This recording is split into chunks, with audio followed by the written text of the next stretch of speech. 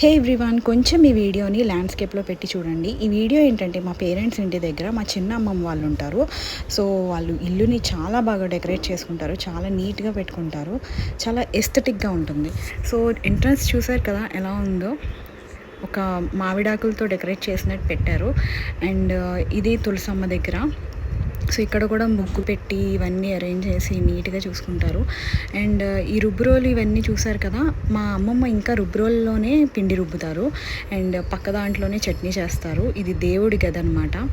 So దేవుడి గదిని కూడా చాలా నీట్గా డెకరేట్ చేసుకుంటారు. ఎక్కడెక్కడికో కాశీ, తిరుపతి ఇక్కడి నుంచి తెచ్చిన ఐటమ్స్ అన్నీ కూడా ఎక్కడ పెట్టుకుంటారు. ఇక్కడే లైటింగ్ కూడా అరేంజ్ చేశారు. దివాళీ వచ్చినప్పుడు డైలీ లైటింగ్ అనేది వెలుగుతూ ఉంటుంది. సో ఈ పక్కనే సాయికోట కూడా రాస్తారనమాట తను కొంచెం ఫ్రీ టైం ఉన్నప్పుడు. సో కుండ చూసారా, ఇది మన ఇండియన్ ఫ్రిడ్జ్. ఈ కుండలో నీళ్ళు వేస్తే ఎంత చల్లగా ఉంటాయో తెలుసు కదా. అండ్ ఇది హాల్లో శ్రీకృష్ణుడిది. సో ఇక్కడ కూడా నీట్గా అరేంజ్ చేశారు.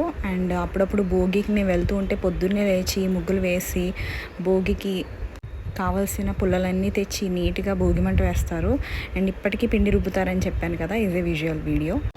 అంతేకాకుండా ఇక్కడ తమలపాకు చెట్టు, గోరింటాకు చెట్టు, మామిడి చెట్టు, రకరకాల మొక్కలు చెట్లు కూడా పెంచుతూ ఉంటారు.